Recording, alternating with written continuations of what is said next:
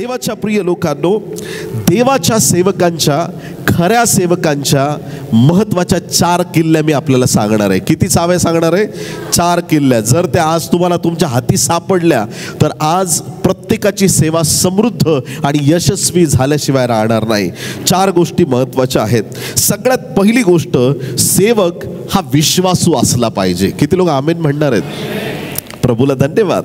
1 Corinth 4 अध्याय 1 आणि 2 वचन. 1 Corinthians chapter 4 verses 1 and 2. 1 Corinthians 4 अध्याय 1 आणि 2 वचन. आम्ही ख्रिस्ताचे सेवक व देवाच्या रहस्याचे कारभारी आहोत असे प्रत्येकाने आम्हाला मानावे. कारभारी म्हटला की तो विश्वासू असला पाहिजे. आमेन. सगळ्यात पहिली गोष्ट की सेवक हा विश्वासू असला पाहिजे. विश्वास म्हणजे काय? तुमचा देवावरती विश्वास आहे याच्याबद्दल मी बोलत नाही. ते ठेवल्याशिवाय काय तारण मिळतं आपल्याला?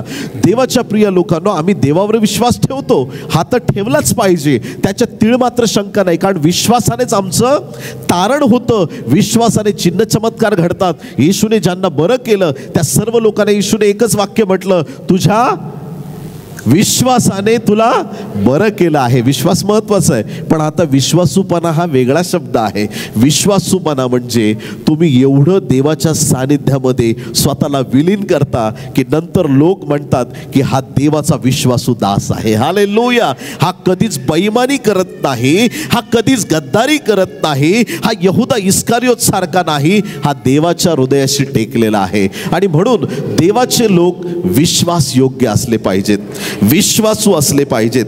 कलसेकरास पत्र 1 अध्याय आणि 7व्या वचनामध्ये बायबल सांगतं, एपफ्रास नावाचा जो सेवक आहे तो विश्वास योग्य होता. तुखित नावाचा जो सेवक आहे कलसी 4:7 मध्ये तो सुद्धा विश्वास योग्य होता. आणि या विश्वास योग्यतेबद्दल अनेक गोष्टी बायबलमध्ये सांगितल्यात. पण थोडक्यात आपल्याला एक उदाहरणादाखल मी सांगतो की मत्तयाच्या 25व्या अध्यायामध्ये एक सुंदरसा दाखला येशू ख्रिस्ताने दिलेला आहे. त्या दाखल्यामध्ये घराचा मालक दूर देशी जाणार असतो. कोण जाणार असतो? थोडं मोठ्या आवाजात. घराचा मालक दूर देशी जाणार आहे. त्याच्याकडे चाकर आहेत. त्यापैकी 3 चाकरांना त्यांनी बोलावलं. उदाहरण आहे, पहिल्या चाकराला त्याने 5,000 रुपये दिले. सगळ्यांनी म्हणा 5,000. दुसऱ्या चाकराला त्याने 2,000 रुपये दिले. किती हजार? आणि तिसऱ्या चाकराला त्याने दिले 1,000. पहिल्याला किती दिले बरं? दुसऱ्याला? तिसऱ्याला? का बरं कमी जास्त दिले? बायबल सांगतं त्यांच्या योग्यतेप्रमाणे त्यांना दिलं. कशाप्रमाणे? योग्यतेप्रमाणे. तुम्ही तुमची योग्यता वाढवा, मोठमोठ्या गोष्टी तुमच्याकडे येतील. हालेलुया. पण तुम्ही जर योग्यतेने नाही वागलात तर छोट्या छोट्या गोष्टी तुमच्याकडे येतील. ज्याची योग्यता जेवढी जास्त वाढवली जाते, जो जेवढा विश्वासनीय राहतो, त्याला परमेश्वर जास्त गोष्टी देऊन आशीर्वादित करतो. जो 2 लाख रुपये आले, 5 लाख आले तरी त्याचा मिशनचा पीळ असा वळायला लागतो, छाती काढून चालतो, माझ्याकडे एवढा पैसा आला. देव म्हणतो आता तू 5 लाखातच गप्प बस. पण जो म्हणतो की किती येऊ, मी देवापुढं नम्र राहणार, त्याच्या अकाउंटवरती करोडो येतील आणि येतच राहतील. कारण की देवाने पाहिलंय की हा व्यक्ती योग्यतेचा आहे. हालेलुया. त्याला गर्व येत नाही, त्याला काही फरकही पडत नाही. तर देवाच्या प्रिय लोकांनो, एकाला दिले 5, दुसऱ्याला दिले 2 आणि तिसऱ्याला दिले 1,000. तिघांनाही देऊन मालक आपला दूरदेशी निघून गेला. पहिल्या व्यक्तीने 5,000 मिळता क्षणी त्याने काय केलं? त्याच्यावर जाऊन मोठा व्यापार केला आणि 5,000चे त्यांनी दुप्पट केले. सगळ्यांनी म्हणा दुप्पट केले. थोडं मोठ्या आवाजाने बोला. दुप्पट केले. दुसऱ्याने म्हणजे 5चे किती केले त्याने दुप्पट? म्हणजे 10 केले. दुसऱ्याला 2,000 मिळाले, त्याने पण दुप्पट केले आणि त्याने 2चे 4,000 केले. आता तिसऱ्या व्यक्तीला किती मिळाले होते? 1,000. त्याने 1,000चे 2,000 करायला पाहिजे होते. नाही जमत तर 1,500 तरी कर बाबा, काहीतरी कर. पण त्याने काहीच न करता त्याने ते 1,000 घेतले आणि त्याने ना जमिनीमध्ये खड्डा केला. खड्डा खणून त्याच्यामध्ये 1,000 ठेवून दिले आणि माती वगैरे बंद करून तो निघून गेला.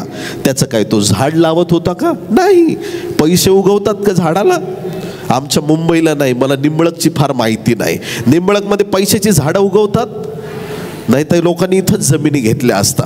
पैसे किती पण पेरा, त्याचं झाड उगवत नाही. पण त्याने काय केलं, पैसा घेतला आणि जमिनीत पुरला आणि तो निघून गेला. आणि ज्यावेळेस मालक आला, तिघांनाही उभं केलं. अरे मालक आलाय कळाल्यानंतर सगळ्यांनी आपण कमावलेली कमाई ते समोर घेऊन आले. ज्याच्याकडे 1000 होते त्याने मग ते जमिनीत खड्डा केला, पटापट पैसे सापडले, घेऊन परत मालकाकडं पुढं उभा राहिला. आणि ज्यावेळेस पहिल्या सेवकाला त्या ठिकाणी त्या मालकाने विचारलं, बाबा रे तू काय केलंस? सेवका मला सांग तू काय केलं, मी तुला 5000 दिले होते. आणि त्याने म्हटलं की मी जाऊन व्यापार केला आणि तू दिलेली जी अमाऊंट आहे त्याची मी डबल केली. हालेलुया, बोलो येशू मसीह की. जे मला मिळालं त्याचं मी दुप्पट केलं. जे मला प्राप्त झालं त्याला मी वाढवलं आहे. जे मला तुझ्यापासून मिळालं आहे त्याला मी आणखीन पुढं नेलेलं आहे. जे तू दिलंस त्याच्यावर मी थांबलो नाही. जे मला मिळालं त्याच्यावर मी संतुष्ट राहिलो नाही, तर मी जाऊन व्यापार केला, त्याला दुप्पट केलं. आणि मग तो महाराज म्हणा किंवा तो स्वामी म्हणा, तो गुरु म्हणा, तो काय उत्तर देतो ऐका. या ठिकाणी मत्तई 25वा अध्याय आणि 21वा वचन. त्याला त्याच्या धन्याने म्हटले, शाबास भल्या व विश्वासू दासा, तू थोडक्या गोष्टीत विश्वासू राहिलास, मी तुझी पुष्कळावर नेमणूक करीन. तू आपल्या धन्याच्या आनंदात सहभागी हो. हालेलुया, टाळ्या वाजून देवाला धन्यवाद देऊया. प्रभूची स्तुती असो, प्रभूला धन्यवाद. असंच दुसऱ्याला विचारलं, तू काय केलं? तो म्हटला मी 2000चे 4000. त्याला पण हे शब्द भल्या व विश्वासू दासा. परंतु तिसऱ्याला विचारलं, तू काय केलं? तो म्हटला मला माहिती आहे, तुम्ही करडे आहात, तुम्ही असे आहात, म्हणजे मालकाच्या तोंडावर बदनामी करत आहे, तुम्ही असे तसे. ओके ओके, पण तू केलंस काय? काय नाही, मी जाऊन पैसे पुरवून ठेवले, हे काय तुमच्या 1000 परत तुम्हाला. उगाच काही झालं असतं तर मग मला काही शिक्षा केली असती तुम्ही. म्हणजे त्याला असं वाटलं आता शिक्षा चुकली आहे. तर त्याला देवाच्या प्रिय लोकांनो बाहेरच्या अंधारामध्ये त्याला टाकण्यात आलं, जिथं रडणं आणि दात खाणं चालणार आहे. देवाच्या प्रिय संतगणांनो, मालक येशू ख्रिस्त आहे, सेवक तुम्ही आणि मी सगळे आहोत. जे देवाने दिलंय त्याच्यात वाढ करत चला. हालेलुया. प्रभू ज्या दिवशी मेघारूढ होऊन येईल, तुम्हाला काय वाटतं सगळेच उचलले जातील? येशू बरोबर सगळे जाणार? विश्वास योग्यता म्हणजे काय? विश्वासूपणा म्हणजे काय? मालक म्हणतो की भल्या व विश्वासू दासा.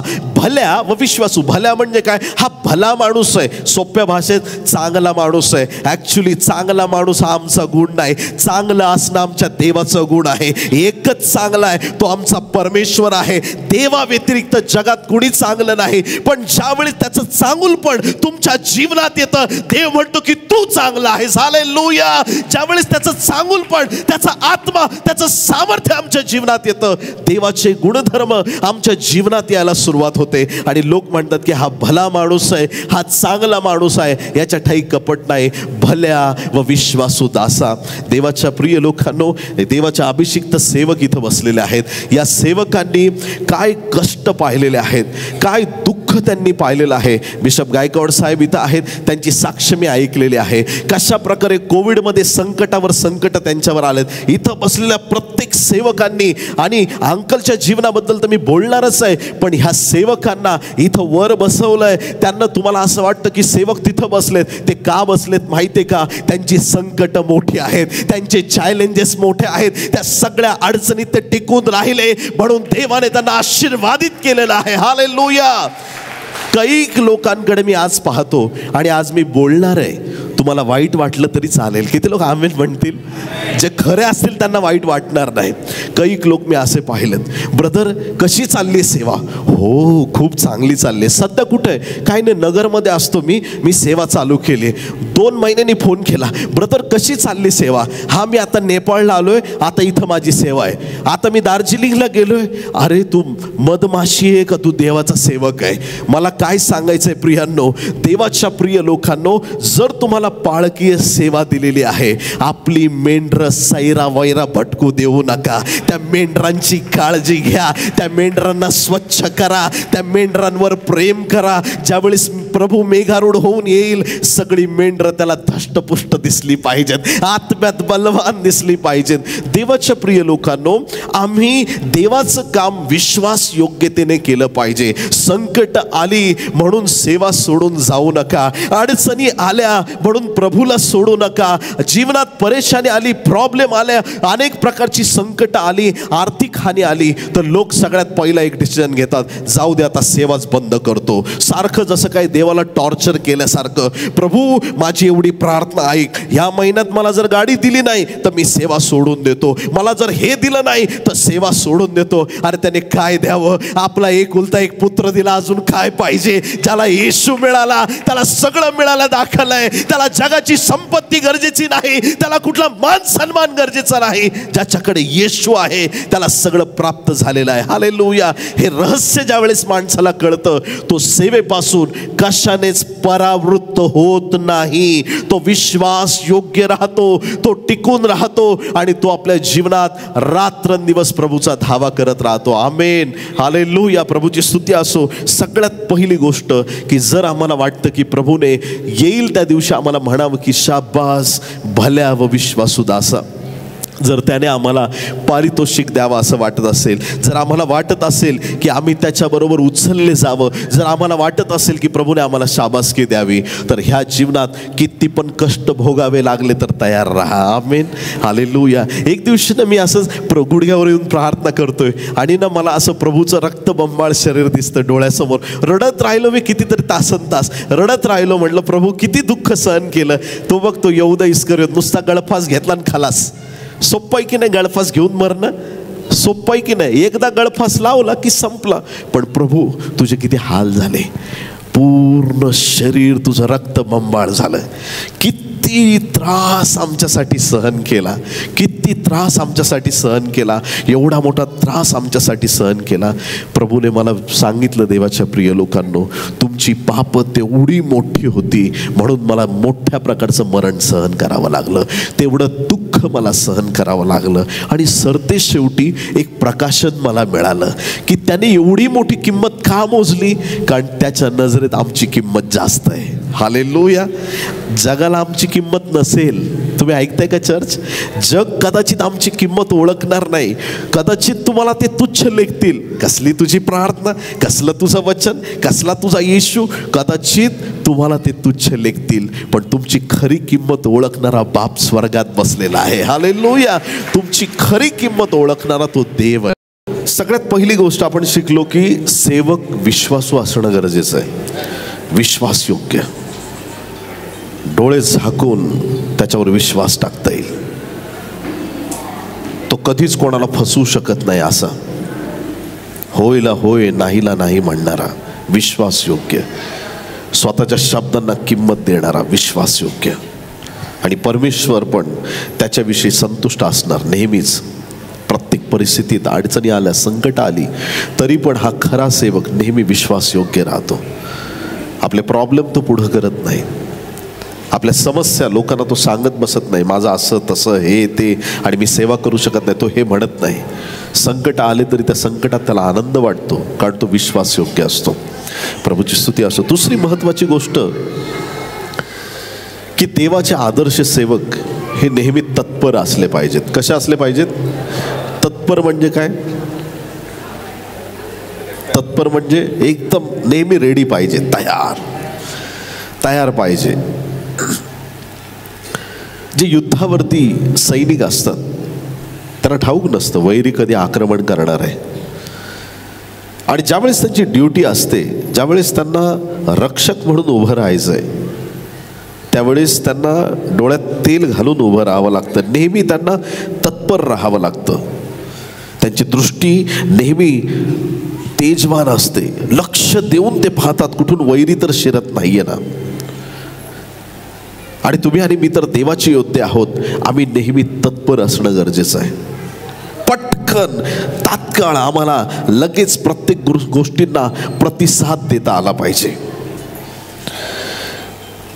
येशू ख्रिस्ताने जर सांगितलं असतं की मी ह्या वर्षी ह्या दिवशी येणार आहे, मी तुम्हाला गॅरंटेड सांगतो, जर प्रभूने म्हटलं असतं 25 डिसेंबर 2023ला मी येणार आहे, लोकांनी 24 तारखेपर्यंत पाप करून घेतलं असतं. मी 100% लिहून देतो तुम्हाला. कारण त्यांना माहिती आहे 1-2 मिनिटात पश्चातापाची प्रार्थना केली का प्रभू क्षमा करतोय. लोक म्हटले असते 24 तारखेला शेवटची बाटली, आता हे शेवटचं पाप, आता ही शेवटची गोष्ट. पण देवाला आपण धन्यवाद देऊया. मत्तई 24 आणि 42व्या वचनामध्ये तो म्हणतो, मत्तई 24वा अध्याय, मॅथ्यू चॅप्टर 24 वर्स 42, मत्तई 24 आणि 42, म्हणून जागृत राहा, कारण कोणत्या दिवशी तुमचा प्रभू येईल हे तुम्हाला ठाऊक नाही. तुम्हाला माहित नाही कोणत्या दिवशी. का त्याने असं सांगितलं? कारण त्याची इच्छा आहे की प्रत्येक क्षणी देवाच्या लोकांनी तयार आणि तत्पर असावं. तयार आणि तत्पर असावं. प्रत्येक क्षणी परमेश्वराच्या कार्यासाठी आम्ही तयार आणि तत्पर असावं. एक आदर्श सेवकाची ही एक देवाबरोबरची बांधिलकी आहे की त्याने देवाच्या राज्यासाठी, देवाच्या गौरवासाठी नेहमी तयार आणि तत्पर असलं पाहिजे. सबब न सांगता, कारण न सांगता देवाचे खरे सेवक हे नेहमी तयार आणि तत्पर असतात. ते आळशासारखे बसून राहत नाहीत. ते म्हणत नाहीत की मला थकलोय, मला कंटाळा आलाय, मी नाही जाऊ शकत, मी नाही करणार प्रार्थना, मी नाही जाणार सेवेला. त्यांना नेहमी तयार आणि तत्पर राहावं लागतं. ही देवाची इच्छा आहे. ज्यावेळेस तुम्ही सातत्याने देवाचं काम करत राहता त्याचं प्रतिफळ फार मोठं आहे. घर बांधायला काढलं आणि तुम्ही ठरवलं रोज मी एकच वीट लावणार, या जन्मात घर पूर्ण व्हायचं नाही. कारण तुमचा काम करण्याचा वेग कमी आहे. आणि जर तुम्ही ठरवलं की मी आता हाती घेतलेलं काम खाली ठेवणार नाही, ते काम पूर्ण करणार, तुम्ही तुमची तयारी आणि तुमची तत्परता दाखवल्यानंतर परमेश्वर तुम्हाला आशीर्वादित करत असतो. 1 पेत्र 3 अध्याय आणि 15 वचन, 1 पीटर चॅप्टर 3 वर्स 15, 1 पेत्र 3:15, तर ख्रिस्ताला प्रभू म्हणून आपल्या अंतःकरणात पवित्र माना आणि तुमच्या ठायी जी आशा आहे तिच्याविषयी विचारपूस करणाऱ्या प्रत्येकाला उत्तर देण्यास नेहमी सिद्ध असा. तरी ते सौम्यतेने व भिडस्तपणाने द्या. नेहमी सिद्ध असं सांगितलं. नेहमी, दिवस असो रात्र असो, देवाचे लोक नेहमी सिद्ध असले पाहिजेत, तयार असले पाहिजेत. सकाळी येशू आला तरी प्रॉब्लेम नाही, दुपारी येशूचं आगमन झालं तरी प्रॉब्लेम नाही, कधीही येऊ. खरे लोक नेहमी तयार असतात. प्रत्येक क्षणी ते देवासाठी, आणि जे तत्परतेने न थांबता अविरत देवाची सेवा करतात त्यांच्यासाठी मोठं रिवॉर्ड आहे स्वर्गामध्ये. हालेलुया. स्वर्गीय राज्यामध्ये देव त्यांना मोठ्या आशीर्वादाने आशीर्वादित करणार आहे. एक सत्य घटना आहे. एक चर्चमध्ये एक तरुण मुलगा दर रविवारी न चुकता आराधना करायचा. आणि माझं खूप आवडतं उदाहरण आहे, बऱ्याच वेळा मी सांगत असतो आणि बरेच चेहरे नवीन आहेत म्हणून सांगतो मी पुन्हा आपल्याला. हा मुलगा न चुकता दर रविवारी चर्चमध्ये जायचा आणि आराधना करायचा. एक रविवार त्याने कधी खाडा केला नाही. सगळ्यात आधी जाणं, सगळी तयारी करणं आणि तिथं आराधना घेणं, हे त्याचं काम. कैक वर्ष त्याने अशीच आराधना करत राहिला. कैक वर्ष न थांबता तो देवाची दर रविवारी त्या वेळेवर जाणं, त्याच्या आराधनेच्या वेळेत आराधना करणं, लीड करणं, देवाचं गौरव करणं, हे त्याचं काम. त्याने कधीच टाळाटाळ केली नाही. घरी प्रॉब्लेम असो तरी पण, काही असो, त्यांनी ती आराधना एकदा पण बुडवली नाही. एकदम इमानदारीने त्यांनी सेवा केली. आणि मग कालांतराने हा तरुण वयस्कर झाला. मग त्याचे दात पडले. दात पडल्यानंतर त्याचे शब्द जे आहेत ते स्पष्ट येईनात. लोक खिल्ली उडवायला लागले. लोक त्याला चिडवू लागले, अरे काय तुझा आवाज, आता म्हातारा झालायस तू, आता बस कर, दुसऱ्यांना चान्स दे. आणि एक दिवशी तो तरी पण लवकर गेला चर्चमध्ये. काही लोकांनी त्याला म्हटलं की तुम्ही आज बिलकुल आराधना करायची नाही, तुम्ही खाली बसा तिकडं. हा रडत तिथं खाली बसला. आराधनेत तोंड पण उघडलं नाही. लोक मला हसतायत, मी काय करू. चर्च सुटलं. हा व्यक्ती त्या ठिकाणच्या प्रार्थना वगैरे सगळं दिवसभरचं सगळं चर्चचा कार्यक्रम संपला. हा व्यक्ती संध्याकाळी घरी गेला. रडून रडून रात्री तो झोपी गेला. प्रियांनो, रडून रडून रात्री झोपी गेला. झोपी गेल्यानंतर त्याच्या कुशीवर थाप टाकली देवदूताने. उठ उठ. तो उठून बसला. म्हणे काय झालं? परमेश्वराने मला तुझ्याकडे पाठवलंय. कशासाठी? उठ आणि आराधना कर, कारण तुझ्या आराधनेशिवाय देव संतुष्ट होत नाही. तुझ्या आराधनेशिवाय देव संतुष्ट होत नाही. देवाच्या प्रिय लोकांनो, आमच्या जीवनात आम्ही एक गोष्ट पक्की लक्षात ठेवायची. सेवा लोकांना खुश करण्यासाठी नाही, स्वर्गात बसणाऱ्या देवाला खुश करण्यासाठी आहे. लोक म्हणतील मला तुझा संदेश आवडत नाही, मला तुझी प्रार्थना आवडत नाही, मला तुझं गीत आवडत नाही, काय तुझा आवाज, काय तू. तुझ्यासाठी नाही, माझ्या बापासाठी आहे हे सगळं. माझ्या बापाला आनंद मिळावा म्हणून मी त्याचं कार्य करत आहे. मी तत्पर राहणार आणि मी त्याची आराधना करणारच. किती लोक आमेन म्हणतील? कावळ्याचा आवाज ऐकलाय का नाही ऐकला? कावळा हो का नाही? निंबळकला कावळे नाहीत. कावळ्याला पण आवाज आहे आणि कोकिळेला पण आवाज आहे. कोणाचा आवाज चांगला आहे? बोलत नाही तुम्ही मोठ्याने. कोकिळेचा आवाज चांगला आहे. मग कावळा कधी म्हणतो का कोकिळेचा आवाज किती सुंदर आहे, मी गप्प बसलेलंच बरं? कोकिळेचा आवाज चांगला आहे, तिच्या जवळ राहू दे, माझा कसा पण असो, मी माझा आवाज काढणार.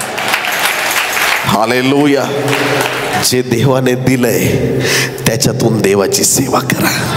जे दिलंय त्याच्यात संतुष्ट राहा. जे आशीर्वाद आहेत त्या आशीर्वादाचा वापर देवाच्या गौरवासाठी करा. हालेलुया. असं म्हणत बसू नका माझा आवाज चांगला असतं तर. नाही, जो दिलाय तोच चांगला आहे. किती लोक आमेन म्हणतील? हालेलुया. मला असं असतं आणि मला तसं असतं हे बोलणारे लोक कधीच पुढं जात नाहीत. ऐकतं तुम्ही चर्च? कारण सांगायची नाही, तत्पर राहायचं. प्रत्येक परिस्थितीमध्ये तत्पर राहायचंय.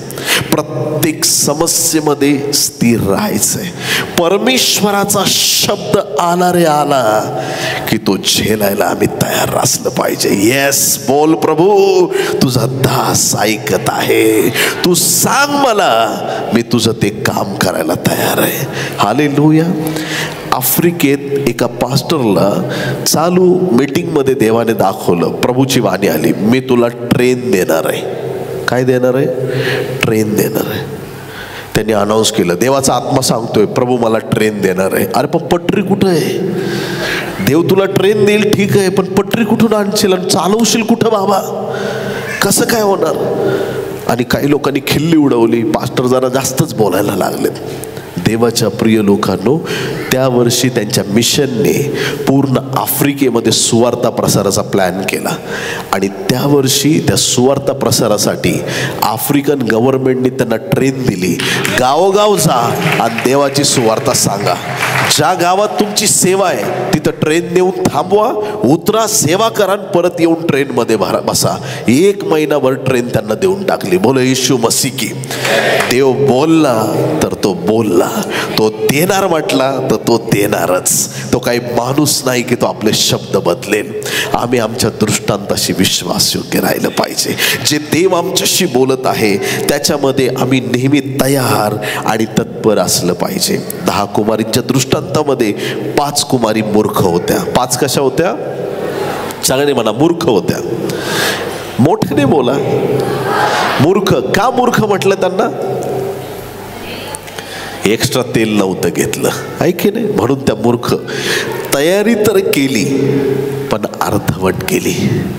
अर्धी तयारी करू नका. किती लोक आमेन म्हणतील? ज्या कुमारींनी एक्स्ट्रा तेल आपल्याबरोबर घेतलं त्यांचे दिवे विझले नाहीत आणि त्या वराला सामोरे गेल्या. आज आमचं जीवन एवढं देवाच्या सामर्थ्याने भरलेलं पाहिजे की आमच्यातून देवाचा आनंद ओसंडून व्हायला पाहिजे. कधी पण आमच्या चेहऱ्यावरती आनंद दिसला पाहिजे. किती लोक आमेन म्हणतील? हालेलुया. संकटात सापडलोय अशी छान स्माईल द्यायची. हालेलुया. अडचणी आल्या तरी आमच्या देवाचा आनंद दिसला पाहिजे. प्रत्येक परिस्थितीमध्ये आम्ही देवाचे गुण प्रदर्शित केलं पाहिजे. आम्ही तयार असलं पाहिजे, तत्पर असलं पाहिजे. आम्ही देवाच्या गौरवासाठी नेहमी तयार आणि तत्पर असलं पाहिजे. पहिली गोष्ट विश्वासयोग्यता, दुसरी गोष्ट तत्परता, तिसरी महत्वाची गोष्ट म्हणजे आम्ही सेवेचं मन ठेवलं पाहिजे. कसलं मन ठेवलं पाहिजे? सेवेचं मन ठेवलं पाहिजे. देवाने आम्हाला जर सेवक बनवलेलं आहे तर आम्हाला राजेशाही थाटाची हाव नसली पाहिजे. तो आम्हाला मिळणार आहे एक दिवशी. परमेश्वर एक दिवस आम्हाला एवढं उंच करणार आहे की जग वर मान करून आम्हाला बघेल. ज्यांनी आजपर्यंत असं बघितलं आम्हाला खाली मान करून, तू कधी पुढे जाणार नाही, कधी हे नाही. मी का म्हणतो? कारण एक दिवशी सगळे विश्वासणारे उचलले जाणार आहेत. अख्ख्या जगाच्या डोळ्या देखत विश्वासणारे उचलले जातील आणि त्यांना असं वर आमच्याकडे बघावं लागणार आहे. त्या दिवशी परमेश्वराचं गौरव मोठं प्रकट होईल. प्रियांनो, आज आम्ही आमचं जीवन जगत असताना, सेवा करत असताना आम्हाला नेहमी नम्रतेने आणि प्रेमाने वागणं गरजेचं आहे. सेवेचं मन आमच्याकडे असलं पाहिजे. आणि ज्या देवाची आम्ही सेवा करतो त्या देवाचं, त्याच्या राज्याचं कधीच कुठल्याच प्रकारचं नुकसान करू नका. मी परत बोलेन ही गोष्ट, सेवेचं नुकसान करू नका. ज्या मंडळीमध्ये जर तुमच्या वाद्यांचं सारखं नुकसान होत आहे, ऐका बरं का लक्ष देऊन, तरुण लेकरं संपलं, दिलं टाकून, दिलं फेकून, वाद्य खराब होतात, खुर्च्या मोडत राहतात, चर्चचं कंटिन्यू नुकसान होतं, त्यावेळेस लक्षात घ्या जे काम करणार आहेत ते विश्वासयोग्य नाही. तुम्ही ऐकताय चर्च? ज्याला जबाबदारीने कळतं आपल्या घरातल्या वस्तू कशा आम्ही नीट ठेवतो, आमच्या चर्चच्या गोष्टी पण आम्ही नीट ठेवल्या पाहिजेत. तुम्ही ऐकताय का? आज देवाच्या राज्याचं नुकसान म्हणजे नुसतं वस्तूबद्दल नाही. एखादा नवीन व्यक्ती चर्चला आला, आम्ही त्यांच्याशी कसं वागतो. काही चर्च मी बघितलेत, नवीन व्यक्ती आला का असं त्याच्याकडे बघतात जसं काही एलियन आलाय, दुसऱ्या ग्रहावरचा माणूस. तू इकडं कसा काय आला? अरे बघ हा दारुडा आहे, इकडं आला. आज घेतली का तू? आज तिकडं मरायला नाही गेलं का? तू इकडं आला का? त्याला असं बोलतील का तो परत इकडं कधीच येणार नाही. देवाच्या राज्याचं नुकसान. जे तुम्ही काम देवाचं करत आहात ते इतकं विश्वासयोग्यतेने झालं पाहिजे, इतकं नम्रतेने झालं पाहिजे. आम्ही एकमेकांना इतकं सांभाळून घेतलं पाहिजे की आमच्या समोरच्या व्यक्तीला आम्ही आमच्या स्वतःपेक्षा मोठं मानलं पाहिजे. दुसऱ्या बंधूला आपल्यापेक्षा श्रेष्ठ माना, दुसऱ्या बहिणीला आपल्यापेक्षा श्रेष्ठ माना. ही देवाची इच्छा आहे. शिष्य वादविवाद करत बसले एकदा, कोण मोठं, कोण मोठं, कोण मोठं. पण शेवटी त्यांना कळालं येशू शिवाय कोणीच मोठं नाही. आणि जर येशू सगळ्यात मोठा आहे, येशू सगळ्यात महान आहे, तर आम्ही आमच्यात का चढावून ठेवायची? प्रत्येकाची कामं विभिन्न आहेत प्रियांनो. Hallelujah, praise the lord. सर्वांना देवाने काम दिलेलं आहे. प्रत्येकाची कामं विभिन्न आहेत आणि ती कामं जी देवाने तुम्हाला दिली ती करणं भाग आहे. ती करायलाच पाहिजे. ती कामं सोडून आम्ही इकडं तिकडं वळता कामा नये. परमेश्वराचं हे आम्हाला स्पष्ट परखड आम्हाला शब्द आहेत की आम्हाला सेवेचं मन असलं पाहिजे. देवाच्या राज्याचा आम्ही फायदा करून दिला पाहिजे. एखाद्या कामात, एखाद्या कंपनीत तुम्ही काम करताय, रोज तुम्ही तिथं नुकसान करत राहिलात. MIDCत एक मुलगा कामाला लागला आणि त्याने कामाला गेला, ज्या दिवसापासून गेला रोज मालकाचं 10,000चं नुकसान करतो. त्याला मालक ठेवील का कामावरती? ठेवील का? हो की नाही? नाही. त्याला लगेच तिथून हाकलण्यात येईल, नुकसान भरपाई मागण्यात येईल. मग देवाचं काम करत असताना पण देवाच्या राज्याची कुठल्याच प्रकारची हानी होईल असं वागू नका. कैक वेळा मिनिस्ट्रीमध्ये, सेवेमध्ये असं देवाच्या सेवकांना वागावं लागतं. यांनी अनुभव घेतलाय सगळ्यांनी की ज्या वेळेस त्यांची चूक नसते, पण एखादं मेंढरू असं उड्या मारतं का ते मॅ मॅ करून पाळकावर धावून येतं. एकदम तुमच्यामुळं असं झालं, तुम्ही लग्न जमवलं, नाही तर तुम्ही असं केलं, तुम्ही चुकीचं मार्गदर्शन केलं, तुम्ही मला असं केलं, तुम्ही तसं केलं. आणि पाळक लोक मग काय करतात बिचारे, ओके बाबा मला माफ कर. मेंढराला एकदम शांत करून, ये बाबा शांत बस. आणि मेंढराला वाटतं अरे मी जिंकलो. तू नाही जिंकला, तुझा पाळक जिंकला. हालेलुया. कारण त्याने नम्रता दाखवली, त्याने प्रेम दाखवलं. जर पाळकाने त्या मेंढराला म्हटलं माझ्यामुळं झालं बोलतो, असं झालं, चल निघ चर्चमधून बाहेर, कोण पाळकाला अडवणार? पाळकाला कुणी अडवू शकत नाही. पण देवाच्या प्रिय लोकांनो, त्या नम्रतेने, त्या प्रीतीने जर राहिलं तर त्यामुळं देवाच्या राज्याचं नुकसान होत नाही. एकाही आत्म्याचं नुकसान होऊ नये असं आमचं जीवन असलं पाहिजे. म्हणून स्वर्ग राज्याचा फायदा करून द्या. देव तुमच्यावर किती संतुष्ट होतो बघा. आपल्याबरोबर येताना अजून लोकांना देवाच्या वचनाकडे घेऊन या. जगामध्ये जिथं तुम्ही जिथं पाऊल ठेवाल तिथं सुवार्ता सांगा, देवाचं राज्य वाढवा. देव तुम्हाला किती आशीर्वादित करतो पहा. वाचूया 1 पेत्र 4 अध्याय 10 आणि 11 वचन. 1 Peter chapter 4 verses 10 and 11. 1 पेत्र 4, 10, 11. प्रत्येकाला जसे कृपादान मिळाले आहे तसे देवाच्या नानाविध कृपेच्या चांगल्या कारभाराप्रमाणे ते एकमेकांच्या कारणी लावा. कृपादान कोणासाठी वापरायचे? ऐकलं का तुम्ही? एकमेकासाठी वापरा. हालेलुया. कृपादान कोणासाठी वापरायचे? तुम्हाला माहिती आहे एलिया स्वर्गाला गेला, उचलला गेला. एलिया शरीरासहित गेला. त्याचा झगा कोणाला मिळाला? आलिशाला मिळाला. त्याने म्हटलं आलिशाने की तुमच्या ठाई जो आत्मा आहे त्याचा दुप्पट वाटा मला मिळावा, दुप्पट वाटा. एलियाने म्हटलं दुर्घट गोष्टी मागतो. दुर्घट म्हणजे कठीण गोष्टी मागतोस, बरं ठीक आहे, मी जाताना तुला दिसलो तर तुला मिळेल. एलिया वर घेतला गेला आणि जसा एलिया वर घेतला गेला त्या एलियाचा झगा खाली पडला. आलिशाने तो झगा उचलून घेतला. हालेलुया. का? एलियाचा अभिषेक त्याने आलिशाला दिला माहिती आहे का? कारण की ते हिलिंग, डिलिव्हरन्स स्वर्गात काय कामाचं आहे? आरोग्याची काय गरज आहे स्वर्गामध्ये? कुठं तिथं मिखायला येणार आहे का? म्हणणार आहे सकाळपासून पंखा असा असा करून दुखतोय, एलिया थोडी प्रार्थना कर. स्वर्गात खूप थंडी वाढली आहे, आम्हाला सर्दी झाली, देवदूत म्हणणार आहेत का असे? त्या हिलिंग डिलिव्हरन्सचा स्वर्गात उपयोग नाही. स्वर्ग एक परिपूर्ण जागा आहे, तिथं दुःख आणि यातना नाहीत. आरोग्याची गरज इथं आहे, चमत्कारांची गरज इथं आहे. हालेलुया. आणि म्हणून तो अभिषेक एलियाचा झगा आलिशाला मिळाला. आणि आणखीन एक आनंदाची गोष्ट तुम्हाला सांगतो, येशू ख्रिस्त स्वर्गाला गेला, जाताना त्याचा झगा तो मंडळीला देऊन गेलेला आहे. हालेलुया. त्याचा आशीर्वाद, त्याची कृपा त्याने आम्हाला दिली. आणि त्याने काय म्हटलं? मी जी कृत्य केली माझ्यावर विश्वास ठेवणारा पण करेल आणि किंबहुना त्याच्यापेक्षा जास्त करेल. आमेन. प्रभूची स्तुती असो. देवाच्या प्रिय संतगणांनो, या ठिकाणी बायबलचं वचन आपल्याला सांगतं, 1 पेत्र 4, 10, 11 आपण वाचत आहोत. बायबल सांगतं की जे तुम्हाला कृपादानं मिळालेले आहेत ती एकमेकांच्या कारणी लावा. त्याचा वापर एकमेकांसाठी करा. भाषण करणाऱ्याने आपण देवाची वचने बोलत आहोत असे बोलावे. सेवा करणाऱ्याने ती आपण देवाने दिलेल्या शक्तीने करत आहोत अशी करावी, यासाठी की सर्व गोष्टीत देवाचा गौरव येशू ख्रिस्ताच्या द्वारे व्हावा.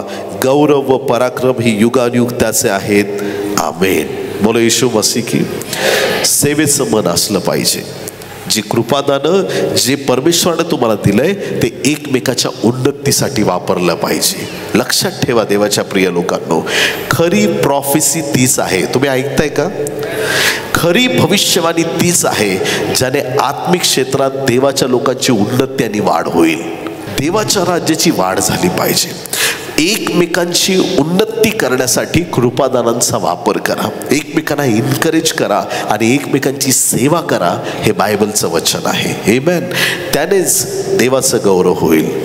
आज जर हात रुसला तोंडाचं आणि हाताचं भांडण झालं, सगळ्यांना उपाशी राहावं लागेल, है ना. हात म्हटला आज मी काही तुला जेवण चारत नाही, अरे जा रे जा, चल लांब हो तिकडं, मला गरज नाही तुझी, उपाशी राहावं लागेल. आज हाताचं आणि तोंडाचं भांडण होता कामा नये. एका शरीराचे आम्ही अवयव आहोत. सगळ्या महाराष्ट्रातल्या सेवकांमध्ये ऐक्य पाहिजे, मंडळीमध्ये ऐक्य पाहिजे, प्रेम पाहिजे, ही गरज आहे प्रियांनो. एकमेकांची सेवा करण्याचं आम्हाला मन पाहिजे. सगळ्यात पहिली गोष्ट आम्ही विश्वासयोग्य असावं, दुसरी गोष्ट आम्ही तत्पर असावं, आणि तिसरी गोष्ट आम्हाला सेवेचं मन पाहिजे. चौथी आणि शेवटची गोष्ट आपल्याला मी सांगत आहे ती म्हणजे आज्ञाधारकपणा पाहिजे. काय पाहिजे? आज्ञाधारक. उद्धट लोकांची सेवा वाढत नाही. मी काय म्हटलं? उद्धट लोकांची सेवा वाढत नाही. आज्ञाधारकपणा. जे प्रभू सांगतोय आणि तुमचे वरिष्ठ सांगतायत ते ऐकलं पाहिजे. तुमच्या आत्मिक पित्याने तुम्हाला एक गोष्ट सांगितली का ते ऐकण्याचं धाडस तुमच्यामध्ये पाहिजे. कलसेकरास पत्र याचा 3रा अध्याय 22 आणि 23 वचन. कोलोसियन्स चॅप्टर 3 22 and 23 वाचूया आपण. कलसे 3 22-23. दासांनो, तुम्ही सर्व गोष्टीत आपल्या व्यवहारातल्या धन्याच्या आज्ञा पाळा. माणसांना संतोषवणाऱ्या नोकरांसारखे तोंड देखल्या चाकरीने नका, तर सालस मनाने प्रभूची भीती बाळगून पाळा. आणि जे काही तुम्ही करता ते माणसासाठी म्हणून करू नका, तर प्रभूसाठी म्हणून जीवे भावे करा. आमेन. आज्ञा पाळायला पाहिजे. देवाच्या आज्ञा पाळा, आणि जे तुमचे वरिष्ठ आहेत त्यांच्या पण आज्ञा पाळणं गरजेचं आहे असं इथं लिहिलेलं आहे. जर परमेश्वराने या मंडळीमध्ये एक पाळकाला ठेवलेला आहे, पाळक जे आम्हाला सांगतो ते मंडळीने ऐकणं गरजेचं आहे. जर तुम्ही सेवक आहेत, तुमचे आध्यात्मिक पिता आहेत, त्यांचं तुम्ही ऐकलं पाहिजे. जे तुमचे सहकारी आहेत त्यांचं तुम्ही ऐकलं पाहिजे. ज्यावेळेस आम्ही आज्ञाधारकपणा शिकतो त्यामधून आमचं जीवन आशीर्वादित होतं. आमेन. आणि जे कुणाचंच ऐकत नाही, एक दिवस असा येतो कुणीच त्याचं ऐकत नाही. बोले येशू मसीह की. आणि म्हणून जर आम्हाला वाटतं आमच्या जीवनात उन्नती व्हावी तर ऐकण्याची क्षमता ठेवली पाहिजे, ऐकून घेतलं पाहिजे.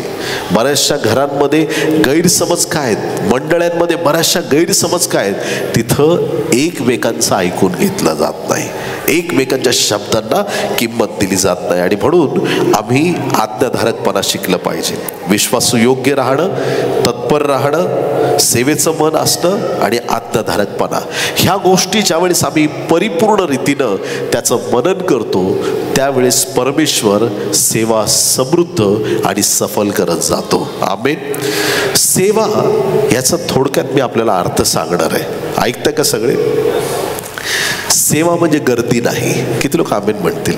सेवा म्हणजे गर्दी नाही. सेवा देवाने दिलेलं काम आहे. हालेलुया. एकदा ना मला एक फोन आला जळगाववरून, आणि एका तरुण मुलाने सांगितलं मला येशू कोण आहे माहीत नाही. मी म्हटलं मी इथून येतो. मुंबईवरून त्याला सुवार्ता सांगायला गेलो. एका मुलासाठी प्रवास केला, त्याला सुवार्ता सांगितली, येशूचा स्वीकार केला त्याने. तिथून परत मी मुंबईला आलो. सेवा ह्याला म्हणतात प्रियांनो. सेवा म्हणजे देवाने जे काम तुम्हाला दिलंय ते काम तुम्ही नेटाने पूर्ण करता, ह्याला सेवा म्हणतात. गर्दी बघा कशी होती. ज्या दिवशी येशू ख्रिस्ताचा यरुशलेमेत प्रवेश झाला खूप गर्दी होती, आणि ती गर्दी एक शब्द बोलत होते हातात झावळ्या घेऊन. काय म्हणत होते ते? सगळ्यांनी बोला जोरात. होसान्ना, होसान्ना. गर्दी आहे, सगळी गर्दी. कुणासाठी बोलतीये? पेत्रासाठी, योहानासाठी. बोला मोठ्याने. येशूसाठी. अख्खी गर्दी बोलतीये होसान्ना, प्रभूच्या नावाने येणारा राजा धन्यवादित असो. आणि पुढं तुम्हाला माहित आहे तात्काळ त्याच्याच नंतर लगेच येशू ख्रिस्ताविरुद्ध कट रचण्यात आला. मागच्या आठवड्यात जे होसान्ना बोलत होते, मागच्या 4 दिवसाआधी जे होसान्ना बोलत होते, तेच लोक बोलत होते याला क्रूसावर द्या, याला क्रूसावर द्या, याला क्रूसावर द्या. देवाच्या प्रिय लोकांनो, तीच गर्दी, तेच लोक जे होसान्ना बोलत होते, पुढे जाऊन ते त्याला क्रूसावर द्या बोलू लागले. आणि म्हणून ज्या सेवांमध्ये फक्त लोकांवरती लक्ष केंद्रित आहे, लोक असं म्हणतात म्हणून तसं करायचंय, लोक तसं म्हणतात म्हणून असं करायचंय, ती सेवा संपन्न नाही. ज्या सेवेमध्ये फक्त माझा देव सांगतोय म्हणून ते करणार, ती सेवा अशी टिकते आणि ती सेवा समृद्ध होते. हालेलुया. ती सेवा यशस्वी होते. देवाच्या प्रिय लोकांनो, आज ज्यावेळेस आपण हा आनंदाचा प्रसंग साजरा करत आहोत, बायबल आपल्याला काय सांगतं पहा. 1 थेसलनी 5वा अध्याय 12 आणि 13 वचन. 1 थेसलनी 5, 12 आणि 13. बंधुजन हो, आम्ही तुम्हाला विनंती करतो की तुमच्यामध्ये जे श्रम करतात, प्रभूमध्ये तुमच्यावर असतात व तुम्हाला बोध करतात, त्यांचा तुम्ही सन्मान करावा आणि त्यांच्या कामामुळे त्यांना प्रीतीने अत्यंत मान द्यावा. तुम्ही आपसात शांतीने राहा. कसा मान द्यावा? अत्यंत मान द्यावा. आणि कसा द्यायचा मान? प्रीतीने मान द्यावा. देवाच्या प्रिय लोकांनो, देवाच्या दासांचा सन्मान व्हावा ही देवाची इच्छा आहे. देवाचे सेवक दुप्पट सन्मानास पात्र आहेत. 1 थेसलनी 1:3 मध्ये बायबल सांगतं, 1 थेसलनी 1 आणि 3 मध्ये, आपल्या देवपित्यासमोर तुमचे विश्वासाने केलेले काम, प्रीतीने केलेले श्रम व आपल्या प्रभू येशू ख्रिस्तावरच्या आशेमुळे धरलेला धीर यांचे आम्ही निरंतर स्मरण करतो. ते स्मरण सगळ्यांनाच राहणार आहे, जे तुम्ही खरं परिश्रम देवाच्या राज्यामध्ये केलेले आहेत. देवाला आज आपण धन्यवाद देऊया की जे 4 गुण खऱ्या सेवकामध्ये पाहिजेत, ते सगळे 4ही गुण त्यांच्या जीवनामध्ये आहेत.